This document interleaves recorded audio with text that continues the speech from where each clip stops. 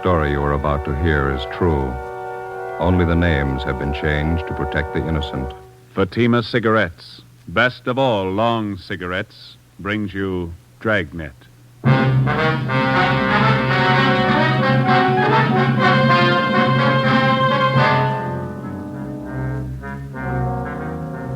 You're a detective sergeant. You're assigned to robbery detail. A small bakery shop in your city is held up. A man and his daughter are shot down without reason. Your job, get him. If you want a long cigarette, smoke the best of all long cigarettes. Smoke extra mild Fatima. Yes, Fatima is the king-size cigarette which contains the finest Turkish and domestic tobaccos superbly blended to make it extra mild, to give Fatima a much different, much better flavor and aroma than any other long cigarette. That's why Fatima has more than doubled its smokers coast to coast. Enjoy extra mild Fatima yourself. Best of all, long cigarettes. It's wise to smoke extra mild Fatima. It's wise to smoke extra mild Fatima.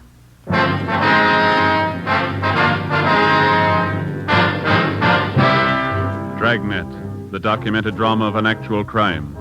For the next 30 minutes, in cooperation with the Los Angeles Police Department, you will travel step by step on the side of the law through an actual case from official police files. From beginning to end, from crime to punishment, Dragnet is the story of your police force in action. It was Tuesday, November 3rd. It was chilly in Los Angeles. We were working the night watch out of robbery detail. My partner's Ben Romero. The boss is Captain Ed Walker. My name's Friday. It was 5 minutes to midnight when we got to 318 Silver Avenue, Stendel's bakery shop. Yeah? Romero and Friday, Central Robbery. Hi, I'm Jacobs, Unit 16R. My partner Olson's back there in the shop talking to the owner. You answered the call, did you? Yeah, must have been a crazy man. Shot two of them down, cold blood. There they go in the ambulance now. Shot up pretty bad. Mm-hmm. Who runs the place? Swedish family named Stendal. Father, mother, two daughters. All four of them work in the bakery here. Mm-hmm. They all here at the time of the robbery? Yeah, the hold-up man shot the father and the oldest daughter. The mother and the younger girl are in the back, straight through that door. Okay. Thanks, Jacob. Right, Sergeant. Joe. On the side of the door here. Looks like a bullet hole. Yeah. Hey, Jacob. Yeah, Sergeant. You want to call into the crime lab, ask them to send somebody out? Right. Thank you. Hi. You Olson? That's right. Romero and Friday, Central Robbery. Oh, how are you? These are two of the victims, Mrs. Signey Stendal. The girl's her daughter, name's Jennifer. Any other witnesses? Not so far. Neighborhood around here is pretty deserted this time of night. Hold-up man made a fast getaway. And two people who were shot. What kind of shape are they in? The father, Mr. Stendal, he's got a bullet wound in the right shoulder. Older daughter's a lot worse. Her name's June, 19 years old. Shot 4 or 5 times through the stomach. Mm-hmm. You want to stand by? Right, yeah. Okay. Mrs. Stendal, we're from robbery detail. Ja, how do you do? How do you do? Jenny, var snäll och se om sittplats för herrarna. 2 stolar. Yes, Mama. You will excuse me for not getting up, officer. I don't feel so well. That's perfectly all right, ma'am. Chair for you, officer. Well, thank you. I'll get it. Thank you very much. You and your daughter here were in the front of the bakery shop at the time of the robbery. Is that right, Miss Stendal? No. Jenny was back here with her father. That's Lars, my husband. Uni and I were in the shop in front. Oh, who were you with, ma'am? Uni and I. Joe? Mama means June. My older sister, she calls her Junie. Yeah, June. Oh, well. You mind telling us what happened?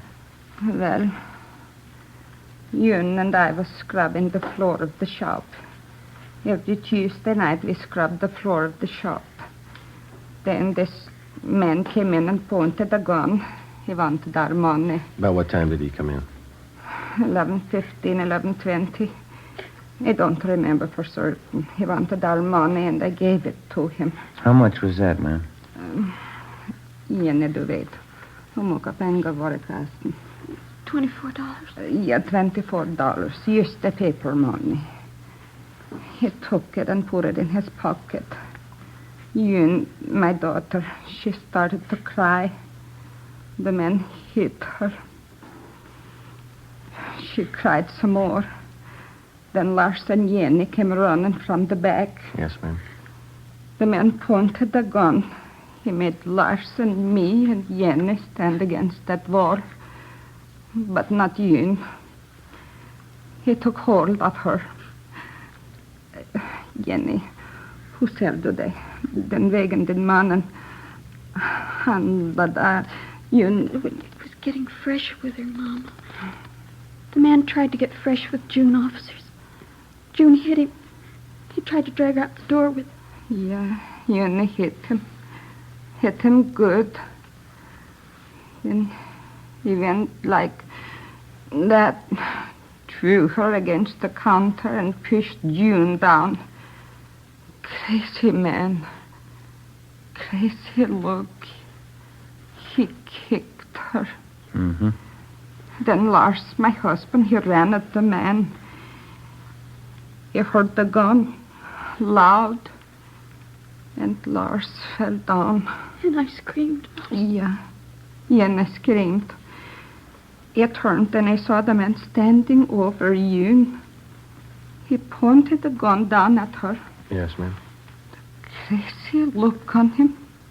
He kept shooting her 4, maybe 5 times. Jenny screamed. She kept screaming. The man ran out the door. It's all right now, Miss Kendall. Had either one of you ever seen this man before? No. No, neither did I. Would you know him if you saw him again? Yeah, I think so. I would, officer. I got a good look at him. He was wearing a blue cap like a baseball player wears. Mm-hmm. How'd he get away? Was he on foot or did he have a car? Nobody followed him, but after he left, I heard a car start up down the block, and then it drove away.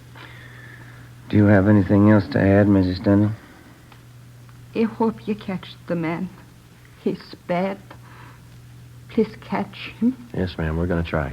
Jenny, var snäll att ge mig Nichols ifrån kassan. Yes, Mama.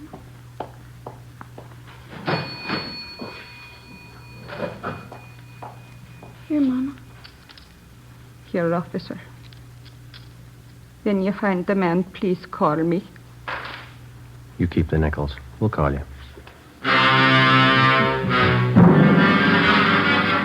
Before we left the scene of the robbery and shooting, Mrs. Stendhal and her daughter gave us their description of the hold-up man, together with the clothing he wore.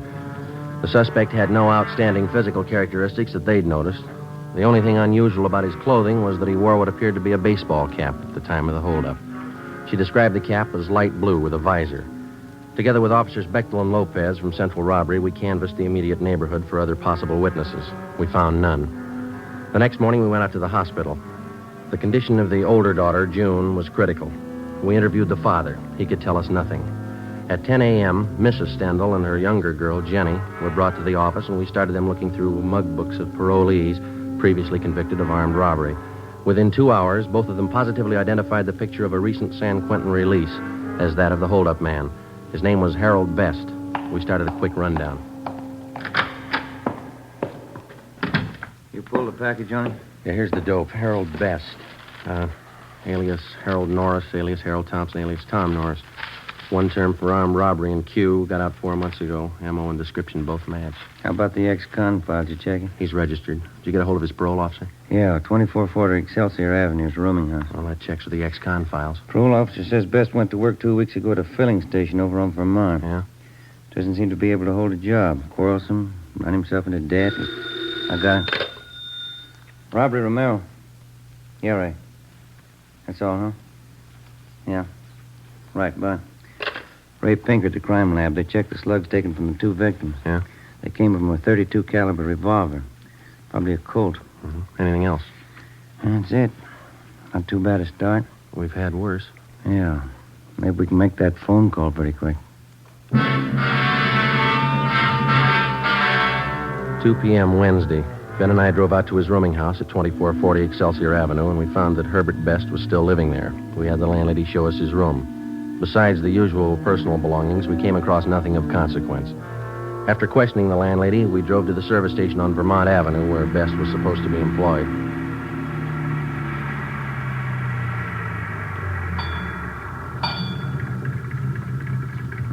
see anyone around. Well, hey, there's a fellow over there greasing your car in the rack. Oh, yeah.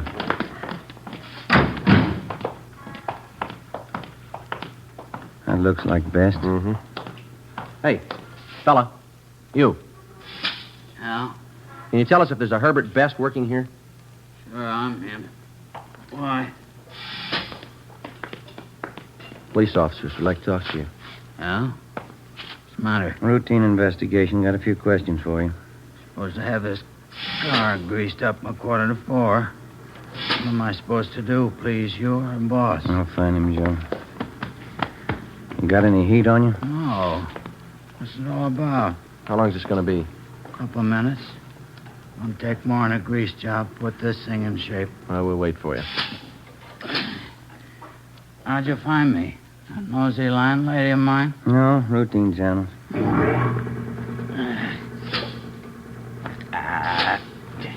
Every fettin' on this trap is froze. Piece of junk.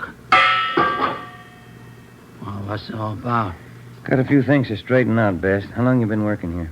Well, you didn't drive out here for that. That's not your game. What's the pitch? Routine investigation. We'd like to know where you've been spending your nights. For instance? Sunday night? Where were you? Well, I don't know. I went to a show. Yeah, I saw a Mickey Rooney picture. Where? Downtown. I had a beer after the show. Come home. How about Monday night? I went home after work. I was pooped. Went to bed early. Can you prove it? Landlady saw me come in, always snooping around. She ought to know if I was there or not. How about last night, Tuesday? Played some cards with a friend of mine, him and his wife, Penny Annie Booker. Where? Their place, it's down on Pico, near the park. You can ask them. What time did you get there? Oh, I'm not sure. About 8 o'clock, I guess. What time did you leave? What's it all about? What time did you leave? Around midnight, yeah. Must have been around midnight. What'd you play with your friend and his wife? Poker. I lost as usual. Took a streetcar home, went to bed. Sure you didn't leave earlier? Of course I'm sure. It was around midnight, I remember. How do you remember? I looked at my watch. Good enough for you? What time did you get home? Well, it takes about a half hour on a trolley. Must have been about 12:30. Did your landlady see you come in? I don't know if she saw me or not. Always snooping around. Probably did. You're not sure? No, of course I'm not sure. She looks for me. I don't look for her. You own a gun, Best? You know better than that, copper. Ex-cons can't have a gun. Your friend and his wife. Now, they're going to back you up if you were playing cards with them till midnight? Why not? I was. Say, there's a boss looking for me. I better let him know I'm here. Just a minute, Best. Yeah? What's that you got in your back pocket there? Huh? In your back pocket, the right one there. Oh, this? Yeah. Baseball cap. Why? 4 p.m. Ben and I checked the suspect's locker at the service station and then drove him back to the office to the interrogation room. We continued questioning him. He denied any knowledge of the holdup and shooting at Stendhal's bakery shop the night before. We asked him again about the friends he was supposed to be playing cards with at the time of the robbery. He told us that they lived over on Pico, but he couldn't remember the address. He volunteered to direct us there, but he said they wouldn't be home. He told us their names were Mr. and Mrs. Clyde Mitchell, and that they were in charge of the food concessions at one of the football stadiums in town. Best was held for suspicion of robbery. That night, we drove out and interviewed the landlady at his boarding house. She knew nothing of Best's whereabouts the previous night. She didn't know what time he left or what time he returned. Ben and I went over his room again. There was no sign of a gun. Friday, 2 p.m. Officers Bechtel and Lopez went out to the hospital to see if Mr. Stendhal and his daughter, June, could identify Best's mugshot. Ben and I drove out to the stadium to locate Mr. and Mrs. Clyde Mitchell. There was a high school football game going on. High school kids sure have a lot of fun nowadays. Best years of your life, Joe. Well, you sound like you're 85. Some nights I feel like it. The way those kids turn out for these things, you'd think USC and Notre Dame were playing. You see the number on that gate over there? Yeah, it's 23. Is that the number the gatekeeper gave me? Yeah. Must be the Mitchell stand over there. Come on.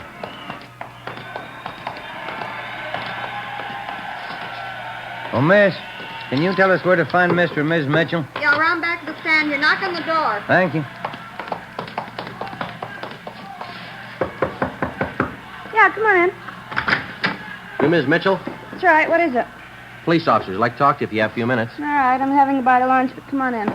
Shut the door. Yes, ma'am. Thank you. Lousy food business. You never get a chance to feed yourself. Yes, ma'am. Hey, you care for some of these? New kind of potato chip. Revolutionary, it says. Oh? Mother Thompson's puff chips, flavored. Got all kinds, see? These here are a combination, see, garlic and eggplant. Sure tastes different. Have some? No, thank you very much. I would. Thank you. See, we're inquiring about a friend of yours, Ms. Mitchell. Maybe you can tell us something about him. Oh, who's that? Man by the name of Herbert Best. Herb, yeah, old-time friend of my husband's. What do you want to know? You see him quite often, do you, Ms. Mitchell? Once, twice a month. Clyde and I play cards or go out bowling with him. Herb's pretty good company. Uh-huh. When's the last time you saw him? Early this week, Tuesday, I think it was. Sure, it was Tuesday. Let's see, yeah. It was. We played cards. Why? At your place? That's right, a little poker. Clyde and Herb and me.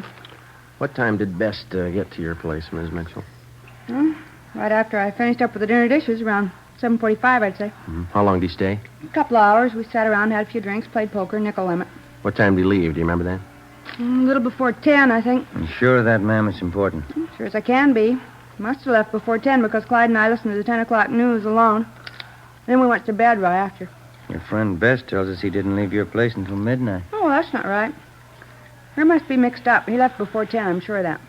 All right, Ms. Mitchell. Thank you. Say, I hope I haven't said anything I shouldn't have. I know Herb's an ex-con. Yeah, He likes to gamble. You're not checking up on him for Tuesday night, are you?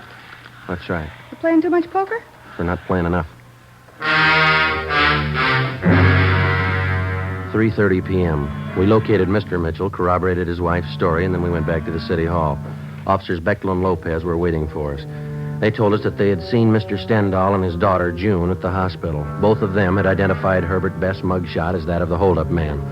At a show-up, Mrs. Stendhal and her daughter identified Best. We checked auto records for all stolen cars that might tie in. There were none. We then started to work on the theory that he had taken a bus from his friend's place where he had been playing cards to the Stendhal bakery where the shooting took place. Lopez and Bechtel rode the bus over the same route. It took 43 minutes. Plenty of time for Best to have gotten from one place to the other, even on a slow run. We interviewed the bus driver who'd been on duty that particular line Tuesday night between 10 p.m. and midnight. He identified Best as one of his passengers, but he didn't remember where he got off. The next morning, Ben and I met with Ed Walker, captain of robbery. Hi. How'd you make out? Just saw the deputy DA. Laid out the case for him. Yeah? We got the complaint. He'll be arraigned this afternoon. How strong a case you got? Well, each one of the Stendhal family identified Best. His alibi didn't stand up for Tuesday night. Uh-huh. And we got that bus driver. He tapped Best, too. And that blue baseball cap. All we need now is the holdup gun. I hate to spoil it for you. This letter just came through in the mail. Have a look. Thanks. What do you think? I read in the paper this morning about Herbert Best. You got the wrong guy. I'm the one who held up that bakery. Every detail about that robbery's written down in that letter. The information wasn't in the newspaper story. Nobody else but the hold-up man would know all those details. Yeah, wait a minute. Listen to this. Yeah? If you don't believe I'm the right man, I'll shoot up a couple of more jerks. Next time, I'll kill them. It's no crank letter. No, it isn't. You got the wrong man.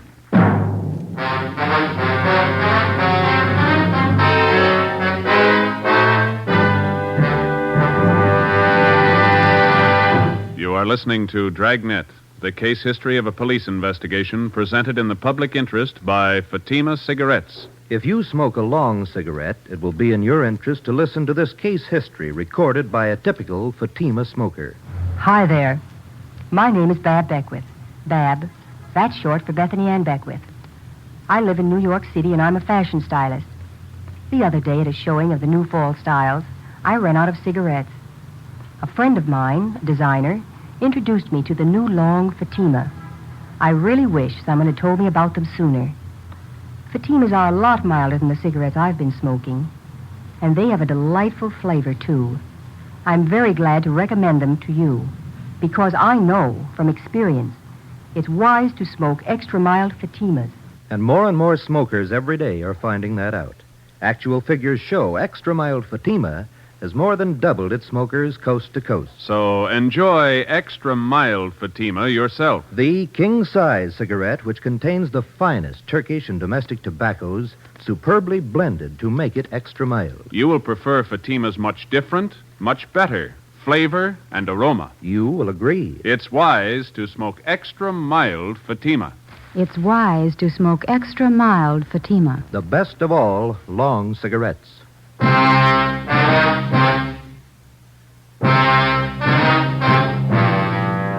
After we received the anonymous letter in the mail confessing to the Stendhal Bakery holdup, we met with the deputy district attorney. We acquainted him with the new facts in the case.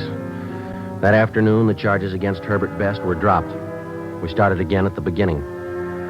10 a.m. Monday, November 9th. The members of the Stendhal family were again shown mug books of ex-cons with robbery records. This time, they picked out 8 mug shots of known robbery men, each with a marked resemblance to the original suspect, Herbert Best. Together with officers Bechtel and Lopez, we started checking them out. The first 2 days, we tracked down 4 of the 8. All of the 4 were in the clear. 5:15 p.m., we got back to the city hall, the carpool. See any empty spots, Joe? No, but don't park it in any one of the city councilman's stalls. Yeah, I might get sore. Well, why don't you pull up here? Boyd will take care of it. Yeah, okay. That's good right here.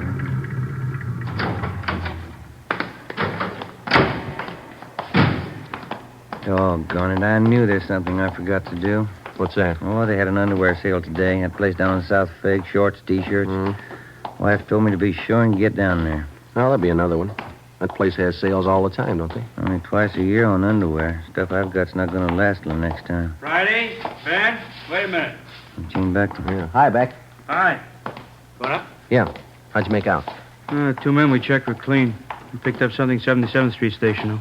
Now, go ahead, Ben. Uh-huh. Well, watch that elevator door, Joe. Yeah, I'm sorry.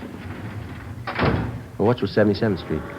A couple of men in traffic out there covered an accident this afternoon. 91st and Central, hit and run. That's so? And one of our traffic cars saw the collision, took out after the guy. Chased him 10 blocks. Mm-hmm. And while they were chasing him, they thought they saw the driver throw something out of the car window. Yeah, what? I'm coming to that. When they finally pulled the car over, gray coupe, the driver told him his shoulder was wrenched in the accident. He was on his way to his own doctor. Mm-hmm. Our men took him to 77th Street, had the doc there look at him. Yeah. Well, the doc was treating the guy. Only one of the officers was in the room. Mm-hmm. When he turned to get a drink of water, the suspect slugged him, then the doctor. Jumped out of the window, got away. Teletype's out on him. You went to an awful lot of trouble to beat a traffic rap, didn't you? Yeah, that's the way to impress the boys out there. They got out of broadcasting the guy, went back to the spot where they thought they saw the guy toss this thing out of his car when they were chasing him. Did it pay off? They found a .32 Colt revolver. Russ Camp's checking it now over in the crime lab. What did they say the man looked like? Description measures pretty close to our holdup guy. I'll get it. Robbery Friday. Yeah, just a minute. See you back. Oh, thanks. Yeah. Oh, yeah, Russ. Yeah. Okay, fine, right. Russ Camp checked the .32 revolver with the slugs in the Stendhal case. Yeah. Positive make.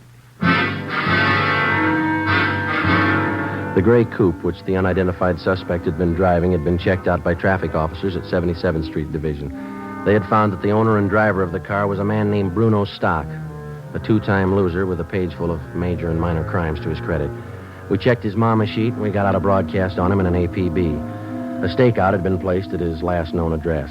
We picked up a sandwich and a cup of coffee for dinner, and then we started checking out Bruno Stock's relatives and friends.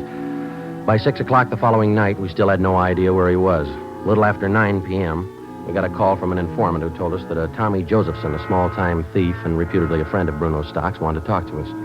We found him in a small apartment over on West 6th. One thing I want to set you straight on. Bruno's no friend of mine. He's in on the heavy rackets. No heavy racket man's a friend of mine. All right, we got it. Now where's Bruno? He came here tonight, 6:15, moved right in on me, didn't even ask me. What do you want with you? Now, you remember, Bruno's no friend of mine. Yeah, we got that. Now, what do you want? A gun. He knew I had one. I keep it for self-protection. You can't trust these heavy men. Did you give him the gun? Give it to him. He took it. Shook me down like a rat. Made me go out and buy dinner for him. My own dough. Had to bring it back here from. Yeah.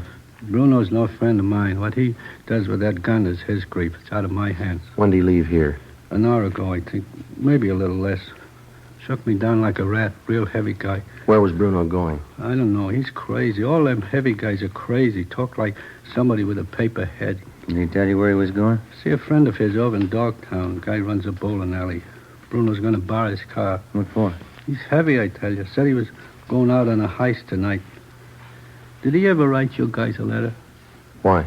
Well, he told me he was going to prove what he wrote to you. Crazy. I didn't get it at all. Yeah. Said he was going out to kill a couple of jerks. 9:30 p.m. We got the address of the bowling alley run by Bruno Stock's friend, and we called the office. An alert for the suspect was broadcast immediately. Together with Gene Bechtel and Lopez, we drove to the bowling alley. Ben and I went in. Bechtel and Lopez covered the outside. It's a good crowd. I wonder where they do business. I don't see any counter. No, neither do I. Oh, yeah. There it is. Way over in the corner. Oh, yeah. There's nobody behind the cash register. How about that fellow in the white T-shirt standing by the cigarette machine? Yeah, looks like he works here. Let's go. Joe, guy with him. Just turned towards Bruno, come on. He sees us. He's going to the back. All right, you, let's hold it up. Come on. He ducked in there to the right, Joe. Down behind the alley. Hold it up, Stock. The window, Joe. Went right through it. Come on. Here. There he is. Get out. Joe! He's in there, Beck. Cover the front. Right. Over the fence, Joe. There he is. All right, give it back. Yeah. Come on.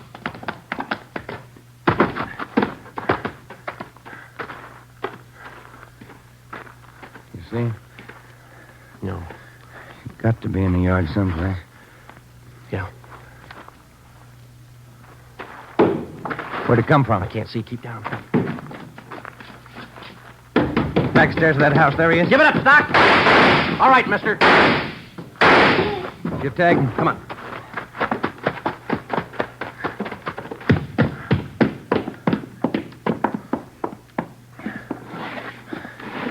What's it look like? Wait a minute. It's a shoulder wound. You want to shake him down? Yeah. Joe? Ben? You all right? Yeah. Get an ambulance, will you, Beck? Right. I'll throw the cuffs on him, huh? Yeah.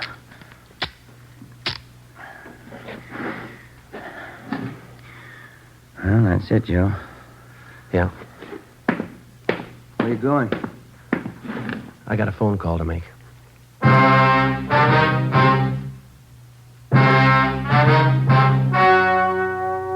The story you have just heard was true. Only the names were changed to protect the innocent. On February 18th, trial was held in Superior Court, Department 84, City and County of Los Angeles, State of California. In a moment, the results of that trial. And now, here is our star, Jack Webb. Thank you. In the Record Bureau of all metropolitan police departments, there's a special file in which all known criminals are cataloged and cross-indexed according to identifying marks. Marks which help the working detective. And so, with the cigarette, the outstanding identifying mark of Fatima is quality. The careful selection and blending of only the finest Turkish and domestic tobaccos to make Fatima extra mild. Now, if you're a long cigarette smoker, you'll find, like I did, that every pack is extra mild. You'll find it's the best of long cigarettes. Smoke Fatima.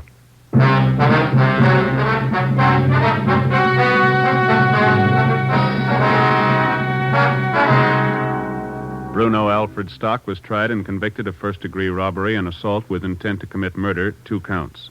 Because of his prior convictions, he was adjudged an habitual criminal and sentenced to a life imprisonment. He is now serving his term in the state penitentiary. You have just heard Dragnet, a series of authentic cases from official files. Technical advice for Dragnet comes from the Office of Chief of Police W.H. Parker, Los Angeles Police Department. Fatima Cigarettes, the best of all long cigarettes, has brought you Dragnet from Los Angeles. Coming up, Duffy's Tavern. Next Tuesday, it's Fibber McGee on NBC.